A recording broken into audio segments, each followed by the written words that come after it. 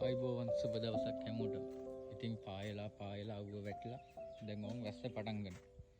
වැස්සත් එක්ක වගාවලට එන තව ප්‍රශ්නයක් තමයි දිලීර. ඔයාලා දන්නවා දිලීර එන්න පුළුවන් එක විදිහට එන්න පුළුවන්. හරි. එතකොට මම අද කියන්නේ දිලීර එන එක විදිහක් සහ ඒක අපිට කන්ට්‍රෝල් කරගන්න පුළුවන් කලින්ම පාලනය කරගන්න පුළුවන් විදිහක්.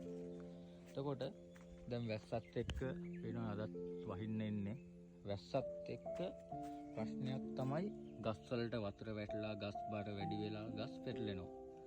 ඒ පෙරලිලා අපි ආයේ මේ ගහ තවත් ලොකු වෙලා කෙලින් කරද්දී මේ මෙහෙම මුල් හෙල්ලෙන්න පුළුවන්. මුල් හෙල්ලිලා මුල් කැඩෙනවා. මුල් කැඩුනොත් එතනින් දිලීර ඇවිල්ලා ගහ ලෙඩ වෙන්න පුළුවන්. අපි ඒක කන්ට්‍රෝල් කරගන්න විදිය තමයි අද මේ කියන්නේ.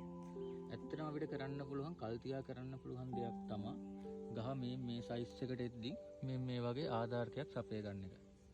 හරි. මේ වගේ ආධාරකයක් සපයගෙන මේක ගැට ගහ ගන්න ඕනේ. මේ කණුවට අල්ලලා මේක කෙලින් කරලා ගැට ගහ ගන්න ඕනේ. ඊට පස්සේ ගහ මුලින් ඉඳන්ම කෙලින් වෙලා යනවා. අපි ගහ පස්සේ කෙලින් කරන්න හැදුවොත් ඒකෙන් මුල් කැඩලා එතනින් දිලීර ඇවිල්ලා ගහ මැරෙන්න පුළුවන්. ඒක අපි කල් තියා කන්ට්‍රෝල් කරගන්න ඕනේ අනිවාර්යයෙන්ම.